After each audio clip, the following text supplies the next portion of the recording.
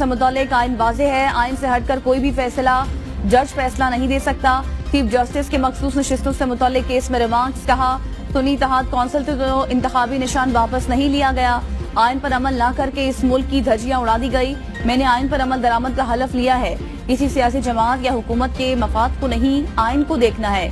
یہ نہیں دیکھیں گے کہ الیکشن کمیشن نے کیا کیا۔ پی ٹی آئی کے صدر تھے، انہوں نے انتخابات کی تاریخ کیوں نہیں دی؟ پی ٹی آئی نے تو انتخابات رکوانے کی کوشش کی تھی۔ بانی پی ٹی آئی وزیر اعظم تھے، انہوں نے انٹرا پارٹی انتخابات نہیں کرائے۔ کسی پر ایسے انگلیاں نہ اٹھائیں، آزاد امیدوار پی ٹی آئی میں شامل کیوں نہیں ہوئے؟ آپ کہہ سکتے تھے کہ پی ٹی آئی میں شامل ہو رہے ہیں، کہانی ختم ہو جاتی۔ جسٹس جمال خان مندوخیل نے ریمارکس میں کہا جنہوں نے الیکشن لڑنے کی زحمت ہی نہیں کی انہیں کیوں مخصوص نشستیں دی جائیں؟ جس کو لیول پلینگ فیلڈ نہیں ملی وہ ہمارے سامنے آئے ہی نہیں۔ جسٹس منصور علی شاہ نے استفسار کیا اگر سنی اتحاد سیاسی جماعت نہیں تو خالی نشستیں کہاں جائیں گی؟